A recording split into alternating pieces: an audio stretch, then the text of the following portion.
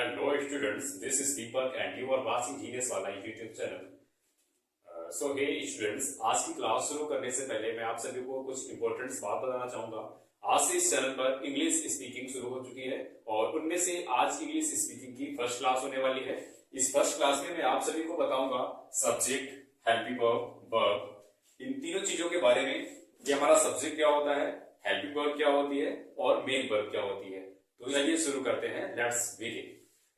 आज English speaking का first class है। आज इंग्लिश स्पीकिंग का फर्स्ट क्लास होने वाला है और इस क्लास में आप सभी जानेंगे कि हमारा सब्जेक्ट क्या होता है, हेल्पिंग वर्ब क्या होती है और मेन वर्ब क्या होती है। चलिए शुरू करते हैं। तो यहाँ पर देखते हैं, फर्स्ट ऑफ ऑल मैंने लिख रखा है सब्जेक्ट। सब्जेक्ट का मतलब होता है कर्ता और कोई भी वाक्य बिना कर्ता के नहीं होता है। कोई भी वाक्य बिना सब्जेक्ट के नहीं हो सकता। अच्छा, सब्जेक्ट होता क्या है? कि सब्जेक्ट का मतलब होता है कर्ता और कर्ता का मतलब ये होता है काम करने वाला। जैसे मैंने कहा मोहन खाना खा रहा है, ठीक है, मैंने बोला मोहन खाना खा रहा है, तो यहाँ पर खाना कौन खा रहा है? मोहन। तो ये मोहन जो है ये कर्ता आप इसे कह सकते हैं या सब्जेक्ट या काम करने वाला। तो काम करने वाला यहाँ पर मोहन है क्योंकि मोहन के द्वारा खाना खाया जा रहा है। Okay, clear. तो ये सब्जेक्ट हो गया। अगर हम हेल्पिंग वर्ब की बात करेंगे तो हेल्पिंग वर्ब का मतलब होता है सहायक क्रिया। क्या होता है? सहायक क्रिया। इसका भी बहुत बड़ा रोल होता है सेंटेंस में। विदाउट हेल्पिंग वर्ब के कोई भी सेंटेंस नहीं होता है। चलिए इसके बारे में भी हम अभी डिस्कस करेंगे फुली। बाकी थर्ड नंबर पे हमारा आ जाता है वर्ब। ठीक है, वर्ब का मतलब क्या होता है? क्रिया। मैंने अपने पिछले क्लास में आप सभी को वर्ब के बारे में ऑलरेडी बता चुका हूं मैं। तो आपने अगर मेरी वो वीडियो नहीं देखी तो आप तुरंत जाकर के वो वीडियो हमारी देख सकते हैं, वहां से अच्छा खासा नॉलेज अपने अंदर कलेक्ट कर सकते हैं। ओके, तो वर्ब का मतलब होता है क्रिया और क्रिया का मतलब होता है काम। अब काम क्या होता है? जैसे मैंने अभी सेंटेंस आपको रिसेंटली बोला था, जैसे मोहन खाना खा रहा है, तो मोहन यहाँ पर हो गया सब्जेक्ट यानी काम करने वाला और खाना खा रहा है, खाना खाना। अब ये वर्ब क्या होती है? जो भी हम अपने पूरे दिन में ये सारी चीजें करते रहते हैं, उठना, पीना, खाना, रोना, सोना, धोना, मैं कह सकता हूँ कि इनके लास्ट में बिना आए। अच्छा, ये जरूरी नहीं कि इनके लास्ट में बिना आए तो वर्ब है, ठीक है, बट हम कह सकते हैं उठना, पीना, रोना, सोना, धोना, ये सारी चीजें क्या है? अरे भाई यही तो वर्ब है, यही वर्ब होती है। ठीक है, तो उनमें से कुछ मैंने वर्ब भी लिखी, मैं इस पे भी अभी चर्चा करूंगा। तो फर्स्ट बार आ जाती है सब्जेक्ट पे। ठीक है, सब्जेक्ट की अगर हम बात करेंगे तो सब्जेक्ट की दो कैटेगरी, सब्जेक्ट की दो कैटेगरी है। अच्छा, दो कैटेगरी कौन कौन सी है? सब्जेक्ट की दो कैटेगरी है। ठीक है, एक कैटेगरी सब्जेक्ट की होती है सिंगुलर। क्या होती है? सिंगुलर। और दूसरी कैटेगरी होती है प्लूरल। मैंने अभी आपको बोला कि सब्जेक्ट की दो कैटेगरी है। ठीक है, इनको दो कैटेगरी में रखा गया, एक सिंगुलर एंड दूसरा है प्लूरल। सिंगुलर का मतलब होता है एक वचन करता, एक वचन करता, ठीक है, और प्लूरल का मतलब होता है बहुवचन करता। क्या होता है? बहुवचन करता। अब आप कहेंगे सर एक वचन करता और बहुवचन करता क्या होता है? ठीक है, जैसे अभी मैंने एक सेंटेंस बोला था मोहन खाना खा रहा है, यहाँ पर कौन खा रहा है? मोहन। तो मोहन अकेला है और उसके साथ कुछ और भी लोग हैं? नहीं, मोहन अकेला है कि मोहन खाना खा रहा है। अगर मैं ऐसे बोलता कि मोहन और सोहन खाना खा रहे हैं, तो यहाँ पर मैंने एक व्यक्ति को ना कह करके दो व्यक्तियों के बारे में कह दिया कि मोहन और सोहन खाना खा रहा है। ठीक है, तो यहाँ पर अगर मैंने बोला था मोहन खाना खा रहा है, तो ये मोहन अकेला काम कर रहा है, तो यहाँ पर मोहन एक वचन करता हो गया। अगर मैं यही बात को दोबारा से कहूं कि मोहन एंड सोहन यानी मोहन और सोहन खाना खा रहे हैं, तो यहाँ पर मैंने मोहन और सोहन दो व्यक्तियों का नाम लिया है, अर्थात ये दोनों क्या हो गए? बहुवचन हो गए। ठीक है, और उसके साथ में कुछ मेरे प्रोनाउंस भी होते हैं जैसे आई। चलो इसको तो हम बाद में बताएंगे। देखिए ही का मतलब क्या होता है? ही का मतलब वह या उसे। ये खास तौर पर मेल कैटेगरी के लिए हो जाता है। ये खासकर मेल कैटेगरी के लिए यूज होता है, लड़का के लिए। ठीक है, मेल कैटेगरी के लिए पुलिंग। ओके, सी हमारा शब्द, सी का मतलब होता है वह, उसे, वह या उसे। ये खास तौर पर लड़कियों के लिए यानी लड़की, फीमेल कैटेगरी के लिए हो जाता है शी। ओके, जहां पर लड़की की बात की जाएगी कि वह खेल रही है, वह खा रही है, वह खाना पका रही है, तो वहां पर शी। और जहां पर ये होगा वह खेल रहा है, वह दौड़ रहा है, तो यहाँ पर मेल कैटेगरी, तो यहाँ पर ही का उपयोग होगा ना कि शी का। अगर हम नेम की बात करेंगे तो नाम, कोई भी नाम रहेगा, सोहन, मोहन, ठीक है, रीता, सुनीता, बबली, ये सब क्या है? नाम है। इट का मतलब हो जाता है यह। तो ये जो चार हमने आपको बताए हैं, ठीक, पहला देखेंगे ही, शी और इट, ये तीनों क्या है? ये सिंगुलर सब्जेक्ट की कैटेगरी में आते हैं, अर्थात एक वचन कर्ता इनको कह सकते हैं।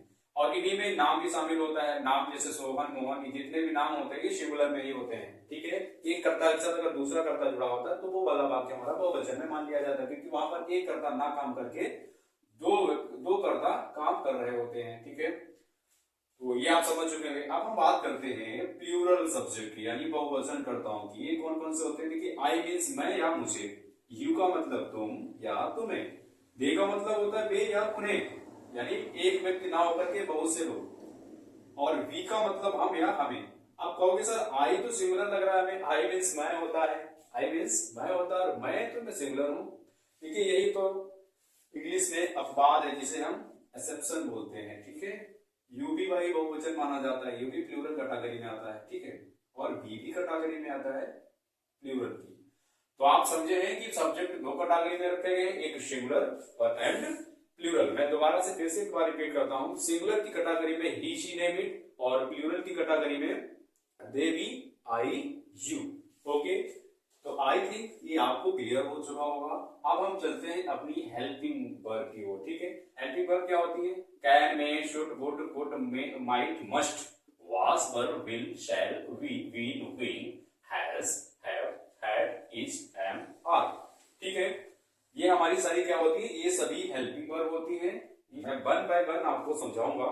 ठीक है, मैं इनमें से कुछ आपको हेल्पिंग वर्ब के बारे में बताऊंगा, खास करके आपको कैन एंड शुड के बारे में मैं अभी मेंशन कर दूंगा, जो कि मैंने नीचे लिख रखा है स्ट्रक्चर फार्मूला। ये स्ट्रक्चर फार्मूला आप लोगों के लिए लिखूंगा और स्ट्रक्चर फार्मूला के अकॉर्डिंग में आप सभी को समझाऊंगा। ओके, तो आपको सब्जेक्ट क्लियर हो चुका होगा, हेल्पिंग वर्ब क्लियर हो चुकी होगी। अब हम आते हैं अपनी वर्ब की ओर। ठीक है, तो वर्ब आप यहाँ पर देख सकते हैं, मैंने कुछ वर्बों को यहाँ पर लिख रखा है ऑलरेडी, जैसे कि गो मीन्स जाना, कम मीन्स आना, प्ले मीन्स खेलना, स्लीप मीन्स सोना, बी मीन्स रोना, रीच माने पहुंचना, रीड माने पढ़ना, राइट मीन्स लिखना, एंड बाई मीन्स खरीदना, रन माने दौड़ना, वॉक मीन्स टहलना।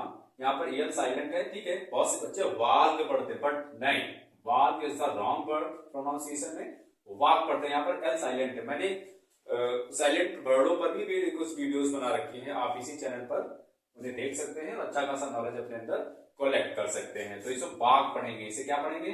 इसे हम वाक पढ़ेंगे, ना कि वाल्क। ओके, ये भी क्लियर हो चुका होगा, छोटी सी बात ही। ईट मीन्स खाना, इसी तरीके से ड्रिंक मीन्स पीना, टेक मीन्स लेना, और इसके अलावा बहुत सी वर्ब होती है। मैंने तो यहाँ पर कुछ ही वर्ब लिखी है आपको समझाने के लिए। आप जिंदगी भर सीखते रहिए, लेकिन वर्ब कभी कम नहीं होने वाली। तो उनमें से मैंने कुछ वर्बों को यहाँ पर मेंशन करके आपको समझाने का प्रयास किया। ठीक है, अब हम समझते हैं सब्जेक्ट, हेल्पिंग वर्ब और वर्ब। अब इन तीनों चीजों को एक साथ एक सेंटेंस में पिरो करके समझते हैं, यानी कलेक्शन बना के। मैंने यहाँ पर ऑलरेडी लिख रखा है स्ट्रक्चर फार्मूला।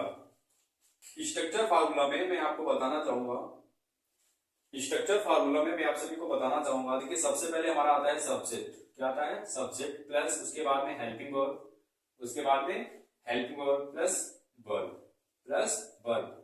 देखिए आता तो ऑब्जेक्ट भी है लास्ट में, बट मैं यहाँ पर ऑब्जेक्ट का मेंशन नहीं करने वाला, only for subject and helping verb और वर्ब का मेंशन करने वाला हूं।